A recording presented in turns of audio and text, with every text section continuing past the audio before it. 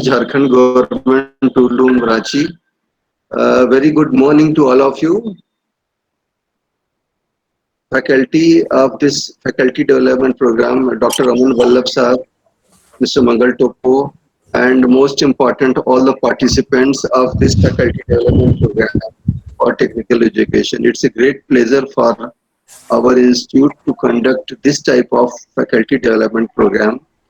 And we are encouraged to do more such program because this is our third program, and already we have completed two such programs, and a lot of appreciation we received, and we have also received various requests to conduct more such programs. Before moving ahead, just I would like to give a brief introduction about this institution. In fact, this was established in 2007 by the government of Jharkhand with the support of Ministry of MSME Government of India under Mini Tulum scheme. And the initial investment was around 35 crore rupees. We have 4 training centers in Jharkhand under this umbrella of Jharkhand Government Tulum.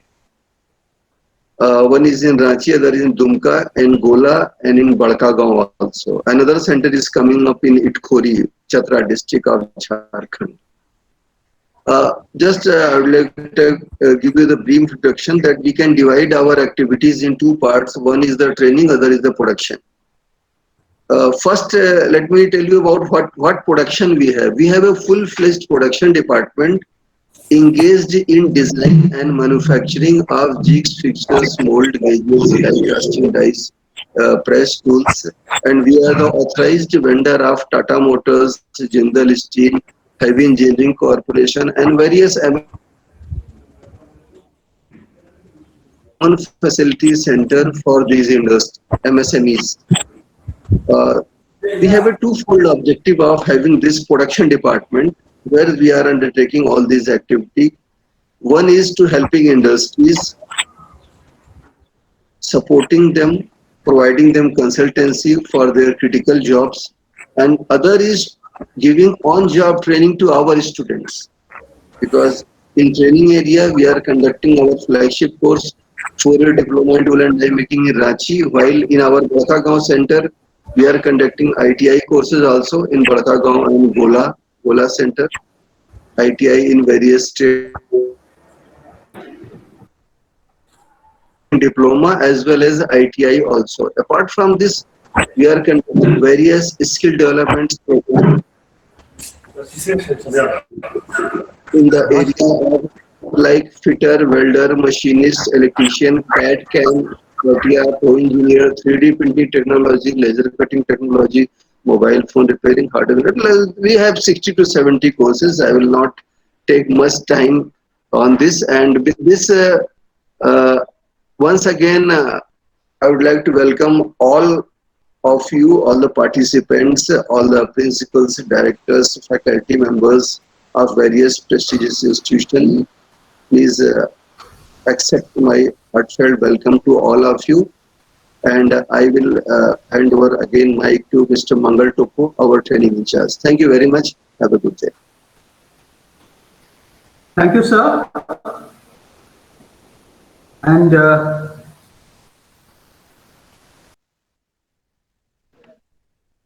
again, I would like to welcome all the participants who have joined for this FDP program.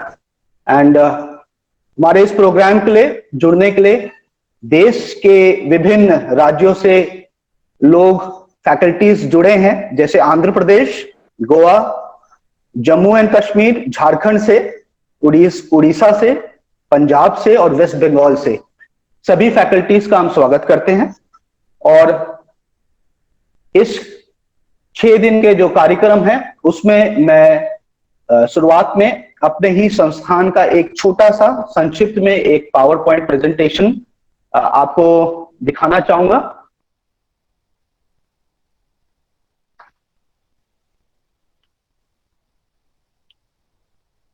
Screen सभी को नजर आ रहा होगा। संजय जी बताएंगे, screen share हुआ है सबको? Yes sir, it's visible जी। Okay, thank you, everyone. Again, our principal had talked about our institute. I'll just give you a small presentation of our institute. And our institute was established by the government of Jharkhand in the year 2007 with support of Ministry of MSME, Government of India, with a total investment of 36 crores. Uh, our chairman of the institute is Ms. Pooja Singhal. She is also Secretary Industries, Government of Jharkhand. And vice chairman is Sri Jitendra Kumar Singh. He is also Director Industries, Government of Jharkhand.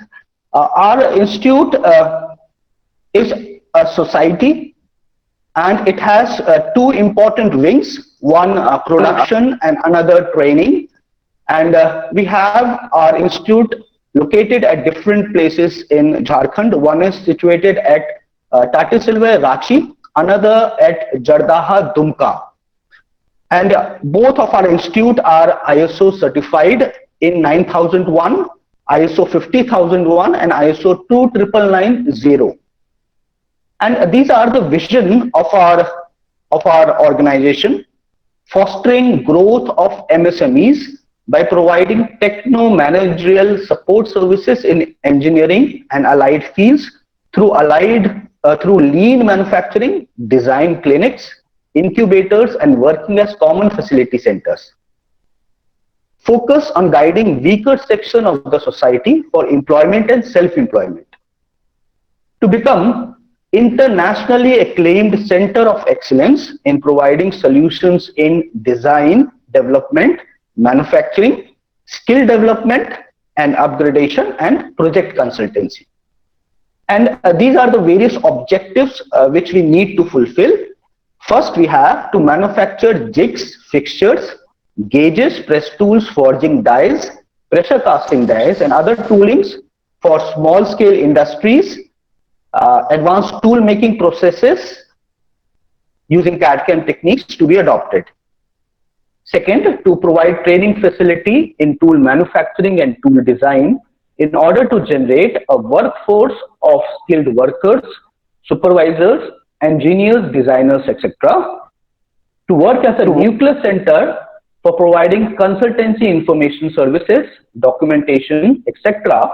for solving the problems related to the toolings of the industries in the region, and to act as a common facility center for MSMEs and to assist them in product and prototype development. And we can mark our activities in following areas like training, design, manufacture and testing in various fields.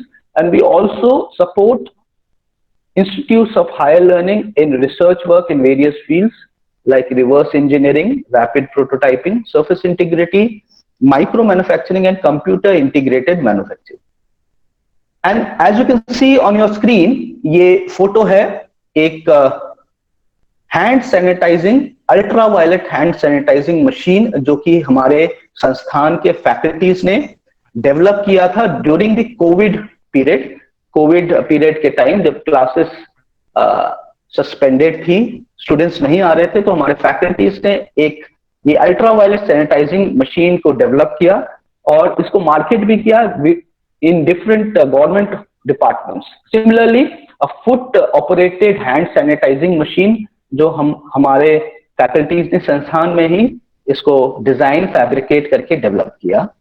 Another वो is a automatic sanitizer dispenser machine. ये एक machine है जिसमें कि sensors लगे हुए, when you bring your hand below the sensor, it sends and it ejects a sanitizer through spray. So these were some of the things developed. Another एक foot operated wash basin जो design करके संस्थान के जो main gate है उसके वहां पे इसको लगाया गया है ताकि कोई भी visitors, any visitors coming can sanitize their hands without using their hands and using their foot. It was also in the news that we were the first one in Jharkhand to develop this kind of machine. And this is the comprehensive list of the various conventional and CNC machines we have at our center.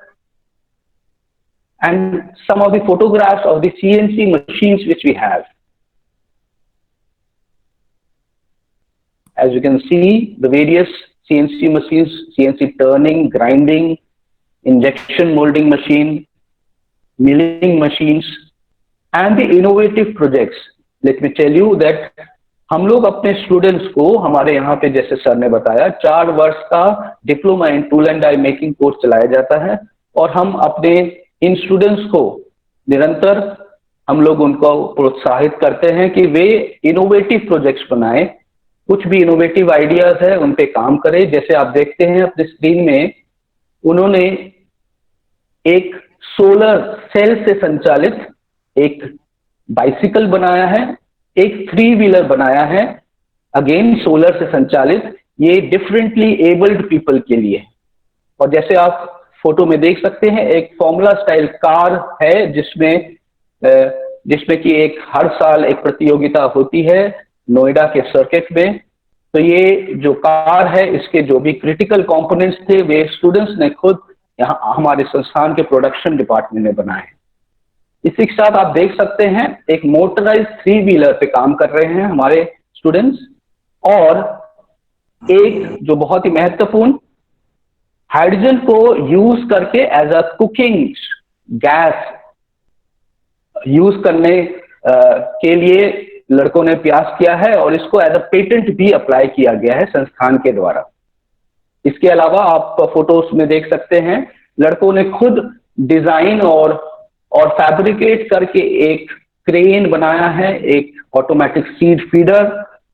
और आप देख सकते हैं photograph कुछ chess Pond's की, गोटियों की। ये हर एक पॉन या गोटियां स्टूडेंट्स ने सीएनसी मशीन में प्रोग्रामिंग करके इसको मशीन्स में बनाया है।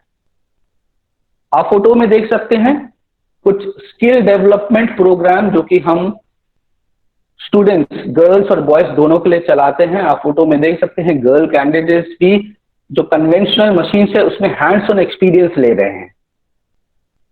और ये कुछ प्रोडक्ट्स हैं, हमारे यहाँ पे एक फुल फ्लेज प्रोडक्शन डिपार्टमेंट है और आप देख सकते हैं कुछ हाईली प्रिसिशन जॉब वर्क। आप मोल्ड देख सकते हैं डस्ट पैन का जो कि बनाया जा रहा है। इसके अलावा एक बहुत ही महत्वपूर्ण अचीवमेंट जो हमारे संस्थान का रहा है, और यह हम लोगों ने इसी पैंडेमिक के टाइम, कोविड के टाइम हासिल किया है, झारखंड का सबसे बड़ा स्टेनलेस स्टील का फैब्रिकेटेड चरखा। जी हाँ, इसको हमारे फैकल्टीज ने इसका डिजाइन, इसका फैब्रिकेशन, इसकी असेंबली, और ये हमारे जो गवर्नर हाउस है झारखंड का, वहां पे ये 12 फुट ऊंचा स्टेनलेस स्टील का चरखा जो इंस्टॉल किया गया है। आप फोटो में देख सकते हैं हमारे माननीय गवर्नर जी उनका उद्घाटन कर रही हैं। ये 100 kilowatt solar power plant with hybrid inverters, ये एक लेटेस्ट इंस्टॉलेशन है जो कि हमारे संस्थान के सभी रूफटॉप्स में लगा है, जिसके कारण हम लोग totally renewable source of energy में स्विच किए हैं और इसके वजह से हमें अनइंटरप्टेड पावर सप्लाई मिलता है ताकि हम संस्थान के सारी मशीनें, जो भी हमारा पाठ्यक्रम होता है जिसमें स्टूडेंट्स पढ़ते हैं, वो बिना किसी रुकावट के चल सके। ये संक्षिप्त में एक प्रेजेंटेशन था आप लोगों के लिए हमारे संस्थान के बारे में। और अब इस 6 दिवसीय फैकल्टी डेवलपमेंट प्रोग्राम के पहले दिन मैं आप लोगों के साथ शेयर करना चाहूंगा एक पीपीटी जो कि एफडीपी के बारे में ही आपको बताएगा। और शुरुआत में आपको बता दें कि ये जो पूरा कार्यक्रम है ऑनलाइन एफडीपी का, teaching methodology for technical education, ये 6 दिन का कार्यक्रम है। 1 मार्च से लेके 6 मार्च तक ये चलेगा और समय इसका रहेगा 10 AM से 12 नून। आप सभी को हम लोगों ने इसका लिंक भेज दिया है जो कि आपके रजिस्टर्ड ईमेल में पहुंच गया है, और एक रिमाइंडर भी आपको 15 मिनट पहले हर रोज मिलेगा। और हमारे इस एफडीपी प्रोग्राम की ये रूपरेखा होगी, जिसमें मुख्यतः हमारे जो एमिनेंट स्पीकर रहेंगे डॉक्टर रमन बल्लभ, जो कि अपने वास्ट अनुभव को अलग अलग टॉपिक्स की मदद से हमारे साथ शेयर करेंगे। तो जैसे आप देख पा रहे हैं कुछ टॉपिक्स जैसे effective classroom management, micro teaching, innovative teaching methods, online teaching dos and don'ts, effective presentation skills, communication verbal and non-verbal for teachers, power of humor in teaching, effective use of lab and workshop, online evaluation, outcome-based education and industry academic relationship। ये कुछ ऐसे topics रहेंगे जिसमें कि एक interactive जो sessions हैं वो डॉक्टर रमन बल्लभ जी लेंगे। चलिए हम लोग इस 6 दिवसीय फैकल्टी डेवलपमेंट प्रोग्राम में जाने से पहले कुछ अपनी समझ फैकल्टी डेवलपमेंट प्रोग्राम या एफडीपी के बारे में भी बढ़ा लेते हैं। The role of faculty development programmes in improving teaching and learning processes. As you can see, the most important resource that any institution of higher education has is its faculty members who teach knowledge and skills to students, and all the faculty members should possess educational skills। ये बात बिल्कुल सही है कि faculties ही वो चीज हैं जो कि सबसे इंपॉर्टेंट रिसोर्स होते हैं किसी भी एजुकेशनल इंस्टीट्यूट के लिए, और जो सबसे प्राइम और सबसे इंपॉर्टेंट स्किल जो कि एक फैकल्टी में होना चाहिए वो होते हैं एजुकेशनल स्किल्स। और इन्हीं एजुकेशनल स्किल्स के बारे में हम लोग आगे जानने की कोशिश करेंगे। अब ये एजुकेशनल स्किल्स कौन कौन से होते हैं? What are these educational skills जो कि बहुत जरूरी होते हैं हमें? सबसे पहला आता है communication. Yes, a huge part of teaching is communicating information। अब ये वर्बल भी हो सकती है, रिटन भी हो सकती है, और ये किसी प्रैक्टिकल डिमॉन्स्ट्रेशन या किसी आर्टिस्टिक इंटरप्रिटेशन के द्वारा भी हो सकती है। तो इसलिए जब भी हम किसी फैकल्टी के बारे में सोचते हैं तो सबसे पहली स्किल जो आती है, जो कि एजुकेशनल स्किल्स के अंतर्गत आता है, वो है कम्युनिकेशन, जो कि बहुत जरूरी है। आप जाते हैं क्लास में, आपको क्लास में बैठे 25, 50, 60, आजकल 100 बच्चों को के साथ कम्युनिकेट करने की आवश्यकता होती है। सो this is the most prime, the most important basic skill that a faculty should have. पर बात आती है कि इसको डेवलप कैसे किया जाए। क्या हम लोग हर किसी का कम्युनिकेशन स्किल्स क्या बराबर रहता है? पर क्योंकि ये हमारे जो जॉब है इसकी सबसे इंपॉर्टेंट स्किल उसकी मांग है, तो हमको तो इसको डेवलप करना ही है। तो इसको कैसे डेवलप कर सकते हैं? इसको डेवलप करने के अलग अलग तरीके हैं। जैसे जब आप अपने कॉलेजेस में थे तो तभी आप अगर किसी एलुमनाई एसोसिएशन में जुड़े हैं, किसी भी कमेटी में जुड़े हैं, वहां पे आपने वॉलंटियर किया है, तो आपने अपने पीयर ग्रुप्स के जो स्टूडेंट्स हैं या जो लोग हैं उनके साथ कम्युनिकेट किया होगा, और इसी कम्युनिकेशन से आपका जो वर्बल कम्युनिकेशन स्किल है वो बेहतर हुआ होगा, आपके अंदर वो कॉन्फिडेंस आया होगा। और नहीं तो आप अभी भी अपने इस कम्युनिकेशन स्किल को बेहतर करने के लिए एक डिबेटिंग सोसाइटी ज्वाइन कर सकते हैं। स्टूडेंट्स जो अभी स्टूडेंट्स हैं, अगर वो चाहते हैं फैकल्टी बनना, तो एक स्टूडेंट काउंसिल ज्वाइन कर सकते हैं। कोई भी ऐसा एक ऐसा ग्रुप ज्वाइन कर सकते हैं जहां पे कि आपको बोलने का, पब्लिक स्पीकिंग करने का मौका मिलता है, ताकि आप बेहतर अपने आप को प्रिपेयर कर सके। आप एक मैगजीन के एडिटोरियल में ज्वाइन कर सकते हैं। आप रिस्पॉन्सिबिलिटी ले सकते हैं कि आप अपने सोसाइटी की जो वेबसाइट है, अपने ऑर्गेनाइजेशन की वेबसाइट है, उसको आप हैंडल करेंगे। So these are the various different ways in which you can improve your communication, जो कि सबसे इंपॉर्टेंट एक रिक्वायर्ड स्किल जो एजुकेशनल स्किल के अंतर्गत आता है। सेकंड एक इंपॉर्टेंट एजुकेशनल स्किल जो कि एक फैकल्टी के अंदर होना चाहिए वो है पेशेंस। और आप इस बात को, यू ऑल आर फैकल्टीज, आप इस बात को बेहतर समझेंगे कि जिन लोगों को आप पढ़ाते हैं सभी का चीजों को समझने का they have different rates of learning things. So if people have different rates of learning thing, अगर लोगों को अलग अलग तरीके से समझ में आता है या अलग अलग टाइप से समझ में आता है, so you being a faculty you need to explain something 7 times in 7 different ways। आपको अगर समझाना पड़े तो आपको तैयार रहना चाहिए कि आप 7 अलग अलग तरीकों से 7 अलग लोगों को, जब तक कि वो समझ ना जाए, because it's part of your job. Being a faculty this is your responsibility. और कभी ऐसा हो कि क्लास में कोई स्टूडेंट आपको एक चैलेंजिंग बिहेवियर दिखाता है ना, जैसे there are lot of times when you face a challenging behaviour from a student. ऐसे क्लास में स्टूडेंट्स होते हैं जो कि आपको चैलेंजेस देते हैं, आप क्लासेस को डिसरप्ट करते हैं, दूसरों को डिस्टर्ब करते हैं। तो that's the time when you need to stay calm and patient and not lose your temper. तो इसीलिए एक फैकल्टी के लिए ये दूसरा जो स्किल है बड़ा इंपॉर्टेंट है, पेशेंस। और इसको कैसे डेवलप किया जाता है? नॉर्मली हम बोलते हैं patience is an inherent character trait, ये पहले से ही होता है लोगों में, पर ऐसा बात नहीं है। हम आप अपने इस स्किल को भी डेवलप कर सकते हैं।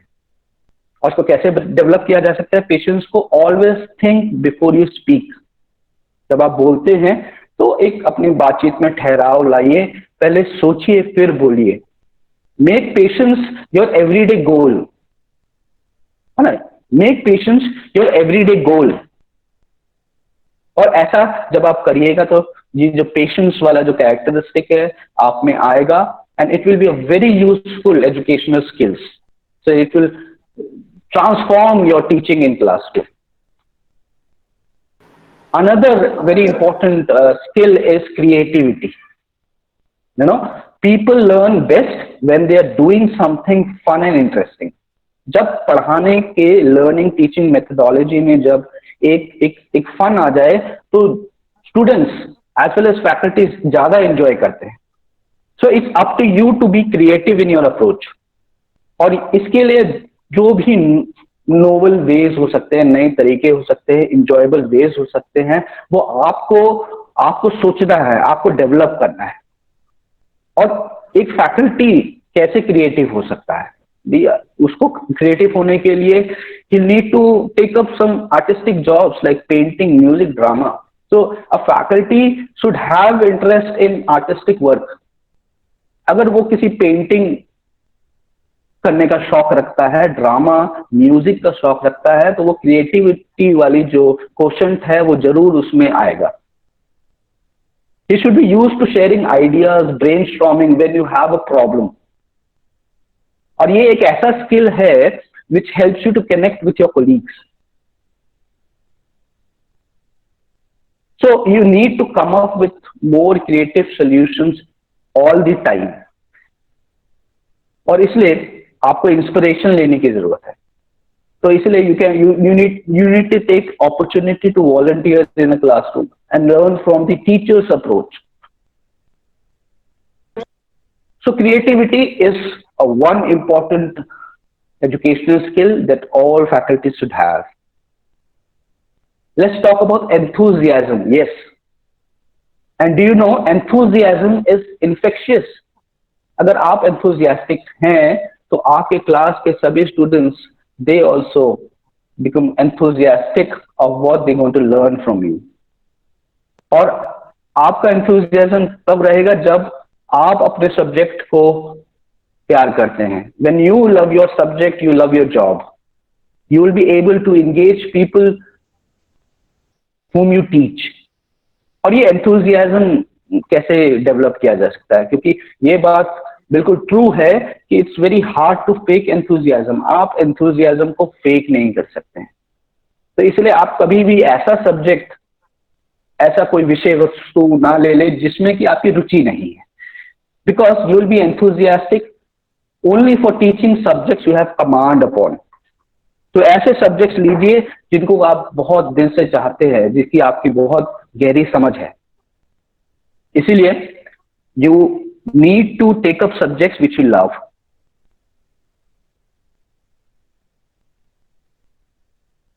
और नई नई चीजें आप ले सकते हैं। So don't get boring, always take up some new things. Okay, write a poem, memorize your facts. There are a lot of many ways in which you can keep up your enthusiasm. You can read books. Reading is a very good habit. है ना, reading एक faculty अगर नई नई चीजें सीखता है, because it a continuous process, आप सीखेंगे तो आप अपने स्टूडेंट्स को सिखाएंगे। So reading is a very very good habit. इसलिए try to read new things, try to read new writers, and this is something which will keep up your enthusiasm. Another important trait, I would say, under educational skills is confidence. And you children can smell fear. No, I'm just kidding. पर आप जब class में जाते हैं, आप जब class में जाते हैं और आपका कॉन्फिडेंस लो रहता है, तो स्टूडेंट्स जो आपको, जो 50 स्टूडेंट्स हैं जो आपको देख रहे हैं, वो जानते हैं, वो जान जाते हैं कि आप में कॉन्फिडेंस कम है।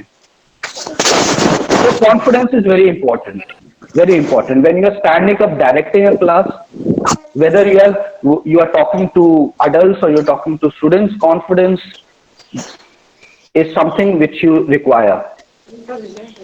And in lot of, not only education sector, in all various sectors, you need to involve yourself in good public speaking. तो जब आपको पब्लिक स्पीकिंग करना होता है तो कॉन्फिडेंस इज अ मस्ट। अब बात आती है इसको कैसे डेवलप किया जाए। So this can be done by trying new things and set yourself challenges. If you can do things that scare you, you can handle anything.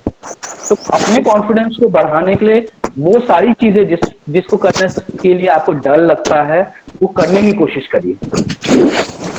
Confident people can be themselves without worrying about pleasing others and fitting in.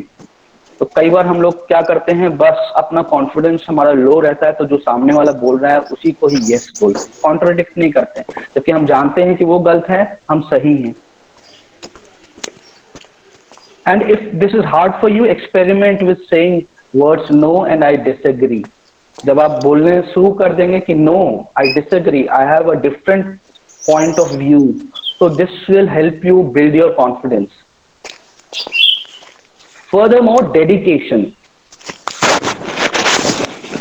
There's no denying that teaching can be tough at sometimes. If you are dedicated to helping your students succeed, you will be able to keep up your energy levels and avoid getting discouraged. इसलिए fully dedicated होना बहुत जरूरी है, और ये dedication continuous रहना पड़ेगा। इसीलिए ये डेडिकेशन वाला जो स्किल है, इसको बेहतर करने के लिए आपको काम करना पड़ेगा अपने एम्पैथी पे। अभी एम्पैथी से मेरा कहने का मतलब है, हर एक सिचुएशन में try to put yourself in somebody else's shoes. अगर आप अपने आप को किसी और के तरफ रख के किसी भी चीज को सोचिएगा, तो आपको बेहतर तरीके से पता चलेगा कि उसमें वो क्यों स्ट्रगल कर रहा है। और ये स्टूडेंट्स के लिए बहुत अच्छी बिल्कुल फिट बैठती है बात। Try to understand things by the point of view of the students, and you will be better able to understand why they are struggling. So this is one important educational skill. Another skill is conflict resolution. और जब हम बात करते हैं conflict resolution की, क्योंकि हम लोग we are in educating adults, I would say. We are educating teenagers. So this is the conflict resolution can be a big part of your job. And if you can diffuse tense situations before they can explode between the students, You will be able to handle it when teenagers upset each other or test your authority. तो class में ऐसे बहुत instances होते हैं जिसमें कि लड़के जो कि अब they are teenagers, they are adults, they are into conflict. अब आप में वो एबिलिटी होनी चाहिए उस कॉन्फ्लिक्ट को रेजोल्यूट करने के लिए। You should have the capability of resolving the problem, resolving the conflict. और इसको करने के लिए थोड़े से आपको मेहनत करनी पड़ेगी, क्योंकि you will have to learn the behaviour management skills, जो कि एक पूरे डिफरेंट सेट ऑफ स्किल्स होते हैं और इसको सीखा जा सकता है। इसकी क्लासेस होती है, यू हैव टीचर ट्रेनिंग, और जिसको कि आप ज्वाइन कर सकते हैं। देयर आर वर्कशॉप्स, कुछ reading material on behaviour management skills available होते हैं एवरीडे लाइफ में, है ना। तो ये सब चीज पढ़ के you can be a better conflict resolutor and you can try on yourself. Be aware of how you act. If you end up in a conflict at work with your friends or during a project, sit down afterwards and think about how you reacted and what you might do differently next time.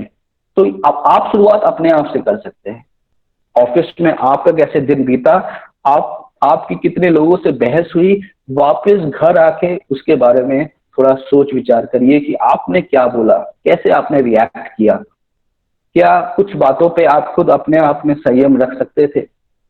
So these are different methods in which you can develop this skill of conflict resolution. Furthermore, we have one important skill which is known as organizational skills, जो कि एक faculty में होने चाहिए। If you are a faculty, school teacher, trainer, tutor, organizational skills always help you. क्यों? ये आपको अपने लेसन प्लान्स को बेहतर तरीके से करने के लिए मदद करेंगे, आपकी मार्किंग को बेटर तरीके से करने के लिए, आपके जो डेफिनेट्स, आपके जो वर्किंग आवर्स है उसको बेहतर तरीके से मैनेज करने के लिए हेल्प करेंगे। आपका जो फाइल वर्क होता है, आपके पास जो अवेलेबल रिसोर्सेज हैं उनको आप बेहतर तरीके से कैसे ऑप्टिमम यूज कर सकते हैं, वो सब चीज आपके ऑर्गेनाइजेशनल स्किल्स में आएंगी, जिसको कि आप डेवलप कर सकते हैं to be a better organised faculty.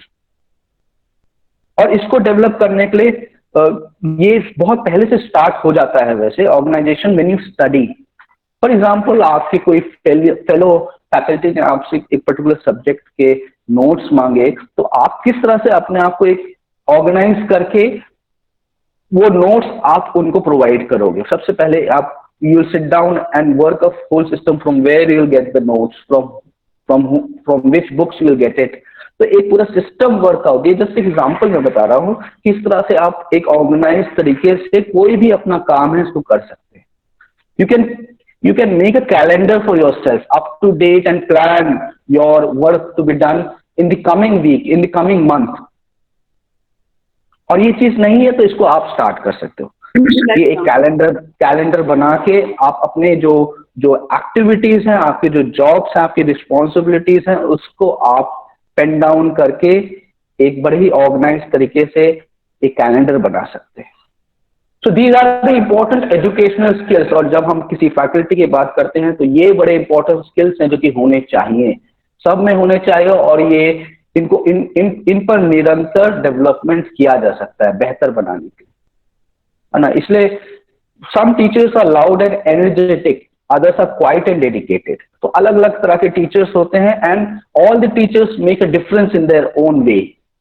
सो एक कोई टीचर का कोई एक परफेक्ट मोल्ड नहीं है कि जिसमें कि आप गए और एक ऑप्टिमम टीचर या एक बेस्ट टीचर बन के निकल गए। जैसे मैंने बोला, हर तरह के टीचर्स होते हैं, लाउड एनर्जेटिक होते हैं, कुछ क्वाइट और डेडिकेटेड होते हैं। सभी धीरे से इन एजुकेशनल स्किल्स पे काम करके अपना जो रिस्पॉन्सिबिलिटी है उसको निभा सकते हैं।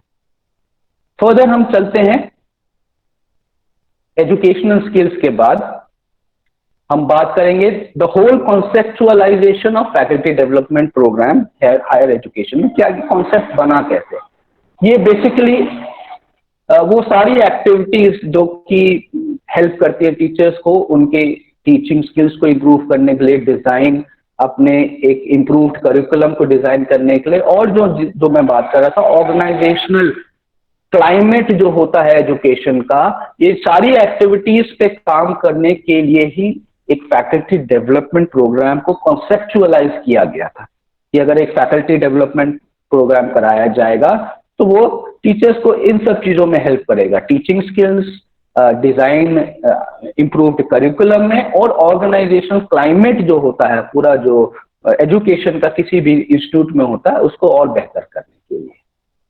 अगर हम इसके डेफिनेशन ही देखें तो डेफिनेशन बोलता है faculty development has been defined as that wide range of activities that institutions apply to support faculty members' role.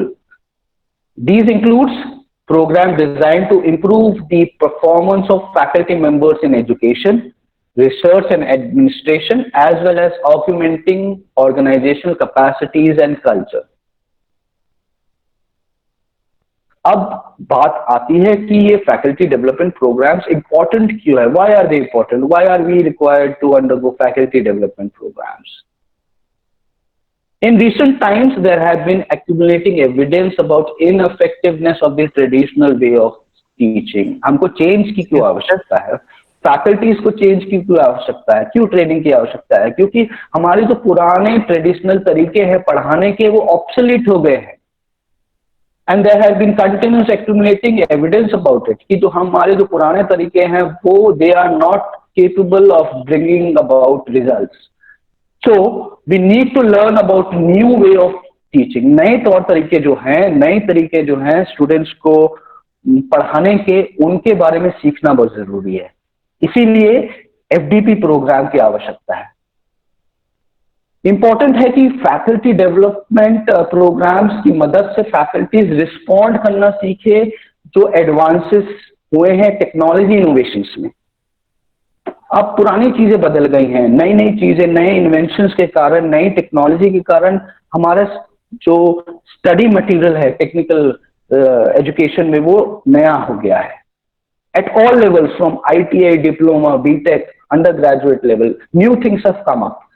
तो उन एडवांस टेक्नोलॉजी इनोवेशंस की वजह से हम लोग को भी वो टेक्नोलॉजी के बारे में जानना बहुत इंपॉर्टेंट है, क्योंकि वही हम लोग को फिर स्टूडेंट्स को पढ़ाना है। So this is one important point why faculty development is important. Adapt to the growing responsibilities of faculty members. You know, day by day the responsibilities of faculty members is growing, because when we talk about co-curricular activities, the overall development of a child, the responsibility of faculty does not only lie on taking classroom studies or engaging students in classroom. He has a very holistic responsibility, and therefore the responsibility of a faculty member is growing every day. And just to keep pace with that, faculty development programs important hai. To carry out more rigorous program evaluation. Evaluations give you results and tell you give you the effectiveness of your program. तो rigorous program evaluations को carry out करने के लिए भी आपको faculty development programs की आवश्यकता पड़ती है। ऐसे बहुत सारे इवॉल्विंग फैक्टर्स हैं जिनके बारे में हम बात करेंगे। Evolving factors that have important implications on faculty members that should be considered for faculty development. ऐसे बहुत सारे इवॉल्विंग फैक्टर्स हैं, ऐसे फैक्टर्स जो बार बार चेंज हो रहे हैं, जिनको हमको दिमाग में रखते हुए फैकल्टी डेवलपमेंट प्रोग्राम्स बनाने की आवश्यकता है। जैसे fiscal constraints and calls for accountability. आप जानते हैं कि education is one sector where its stakeholders, हम पेरेंट्स की बात करें तो वो काफी पैसा लगाते हैं।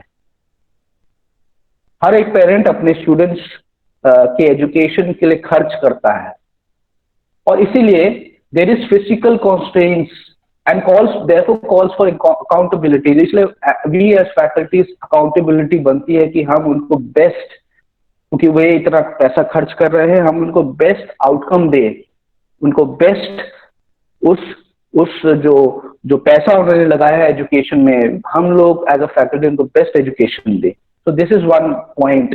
इंक्रीजिंग डाइवर्सिटी ऑफ स्टूडेंट्स, जब हम इंटरनेट की बात करते हैं and when we talk about online class, हमारे एक ऑनलाइन क्लास में स्टूडेंट्स कहीं के भी हो सकते हैं, पूरे पूरे दुनिया में कहीं के भी, किसी भी डाइवर्सिटी के हो सकते हैं। आजकल हम अपने क्लासरूम्स में भी देखते हैं, there are students with different backgrounds. They are speaking different mother tongues. They are from different social backgrounds. They are from different educational background. Their parents are from different educational background. So इसी diversity को class में handle करने के लिए, और ये diversity हमेशा बढ़ती जा रही है, इसलिए this is one evolving factor for which faculty development programme is to be conducted. The opportunities and challenges of technology, वही पॉइंट है जो अभी मैंने डिस्कस किया था। टेक्नोलॉजी जो डे बाय डे चेंज हो रही है, वो एक अपॉर्चुनिटी की तरह भी है, एक चैलेंज की तरह भी। अपॉर्चुनिटी ये है कि अब हम लोग ऑनलाइन क्लास ले सकते हैं, हमारे पास बहुत सारे ऑनलाइन टूल्स अवेलेबल है, जिनकी मदद से इंटरनेट अवेलेबल है कि हम हर कोई, हर एक स्टेक होल्डर, स्टूडेंट्स अपने घरों में, हम लोग अपनी जगह पे बैठ के नॉलेज को हम शेयर कर सकते हैं, चीजों को डिस्कस कर सकते हैं। This is a very very good opportunity of technology, but ये चैलेंजेस भी लाते हैं। क्या हम वे सारे जो ऑनलाइन टूल्स है उसको सही तरीके से यूज करना जानते हैं? और नहीं जानते हैं तो then it's a challenge for the faculties कि हमको भी we need to keep pace with the students, क्योंकि स्टूडेंट्स तो बहुत एप्ट हैं इन न्यू टेक्नोलॉजीज को यूज करने में। क्या हम उतने उतने हम लोग एप्ट हैं, उतने हम लोग क्या जानते हैं? इसलिए it comes as a challenge, technology comes as a challenge for faculty. Changes in faculty characteristics and shift in appointment pattern, ये एक इवॉल्विंग फैक्टर हो सकता है। जब हम एक फैकल्टी एक ऑर्गेनाइजेशन छोड़ के नए ऑर्गेनाइजेशन में जाता है, तो वहां की जो जो मेथोडोलॉजी है, जो ऑर्गेनाइजेशन स्ट्रक्चर है, उसमें किसी तरह से उसको अपने पोजीशन में फिट होना पड़ता है, अपने जो स्टाफ्स हैं उनके साथ एक कोऑर्डिनेशन बिठाना पड़ता है, which is a kind of a challenge, जो कि एक इवॉल्विंग फैक्टर के तरह से आता है, जिसको कि हमें फैकल्टी डेवलपमेंट प्रोग्राम में करने की आवश्यकता पड़ती है। अब ये जितने भी एफडीपी प्रोग्राम्स होते हैं, इनके एक्सपेक्टेड आउटकम्स क्या होते हैं, कि आउटकम भी जानना बहुत जरूरी है। अगर हम कोई एफडीपी कराते हैं तो सबसे पहला कि high satisfaction with FDP. If you undergo an FDP programme, at the end of the programme आपको लगना चाहिए कि मैंने कुछ नया सीखा, क्योंकि वो जो सीखा है वो आपको फिर अपने स्टूडेंट्स में ट्रांसफर करना है। कुछ नए तरीके पढ़ाने के, टीचिंग मेथोडोलॉजीज जो आपने सीखी है, इसलिए at the end of an FDP you should have high satisfaction. Changes in attitudes towards teaching and faculty development. आप जो अब तक जो हम बात कर रहे थे old traditional ways of teaching है, उससे ऊपर आके नए टीचिंग टेक्निक्स है, जो और उससे इंपॉर्टेंट जो एटीट्यूड टुवर्ड्स टीचिंग है एंड फैकल्टी डेवलपमेंट। एक फैकल्टी को क्यों एक और लर्निंग की आवश्यकता होती है, उसको क्यों एक डेवलपमेंट प्रोग्राम की आवश्यकता होती है, इस एटीट्यूड में चेंज लाने की आवश्यकता है। Gains in knowledge and skills, वो तो है ही, जो आप नए स्किल्स और नॉलेज सीखेंगे किसी भी एफडीपी के अंत में। चेंजेस इन टीचिंग बिहेवियर, और आप देखेंगे कि इन्हीं सभी के ऊपर एक बहुत ही लाइव डिस्कशन हमारे डॉक्टर बल्लभ जी लेंगे। यही जो एक्सपेक्टेड आउटकम्स है, इन्हीं के बारे में, चेंजेस इन टीचिंग बिहेवियर के बारे में आपको मैंने बताया था। हमारे जो टॉपिक्स हैं, these are exactly what we're going to go through during this 6-day program. Changes in organizational practice and student learning, an important thing which will be an expected outcome of this and any FDP program. ये कुछ मैंने आपको screen में दिखाने की कोशिश की है, फैकल्टी डेवलपमेंट एक्टिविटीज, जिनमें कि interacting with teachers, interacting with campus leaders होता है, और ये कुछ एक इंटरैक्टिव जो हमारा सभी जो स्टेक होल्डर्स हैं, टीचर्स, स्टूडेंट्स, इंस्टीट्यूशनल लीडर्स है, उनके बीच का इंटरेक्शन दिखा रहा है। जैसे टीचर्स जो कि ड्यूरिंग प्रोग्राम एक्टिविटीज में पार्टिसिपेट करती हैं, सेटिस्फाइड होती हैं।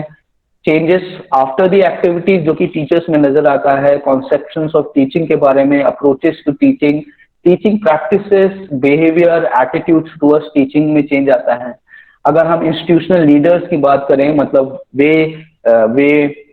वे हेड्स जो कि इंस्टीट्यूट्स, एजुकेशनल इंस्टीट्यूट्स को चला रहे हैं, जो कि इंपॉर्टेंट स्टेक होल्डर्स हैं, तो वो क्या करते हैं, वे फॉर्मुलेट करते हैं पॉलिसीज जो कि सपोर्ट करे इस improvement of teaching and learning, establish करें programmes for the same purpose, create करें एक सपोर्टिव कैंपस कल्चर, एक नया तरह का कल्चर अपने कैंपस में। तो ये उनकी ड्यूटीज हैं। वैसे ही स्टूडेंट्स जिनका अप्रोच टुवर्ड्स स्टडिंग और लर्निंग चेंज हो, एंगेजमेंट चेंज हो और लर्निंग चेंज हो, तो ये कुछ स्टेक होल्डर्स हैं जो कि एफडीपी प्रोग्राम के वजह से इंटरैक्टिव उनमें चेंज आता है, उन चेंज के वजह से आपस में उनका इंटरेक्शन भी चेंज होता है।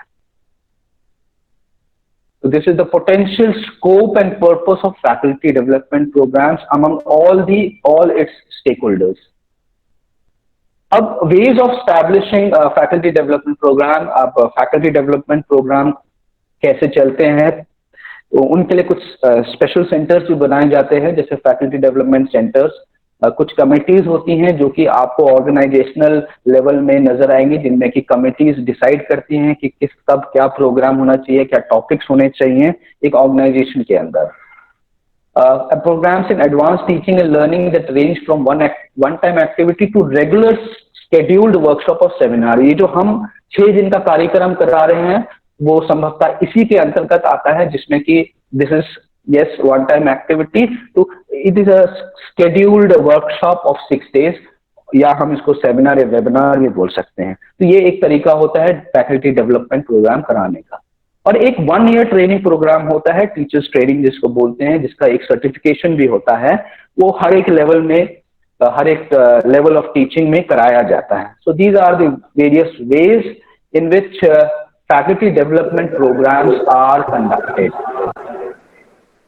और कौन कौन से टॉपिक्स एड्रेस होते हैं फैकल्टी डेवलपमेंट प्रोग्राम्स में, सिलेबस, कोर्स डिजाइन के बारे में बातें हो सकती है, ऑब्जेक्टिव्स क्या होंगे हमारे फैकल्टीज के, उनके बारे में, constructing assessments, rubric design, grading strategies के बारे में बातचीत, स्टूडेंट मोटिवेशन, लर्निंग डिसेबिलिटीज के बारे में बातचीत, क्लासरूम मैनेजमेंट, ये एक टॉपिक, और कुछ टॉपिक्स इसमें से हम लोग 6 दिन में कवर करेंगे, एक्टिव लर्निंग प्रोसेसेस के बारे में, और प्रेजेंटेशन एंड कम्युनिकेशन स्किल्स, ये कुछ टॉपिक्स हैं। Self reflection, searching and evaluating evidence, these are the various topics which are most probably covered in an FDP program. And at the end of my presentation, hope this faculty development program will be a great learning experience for all of us, and we may be able to achieve most of its expected outcomes. So thank you all of you for your patient listening.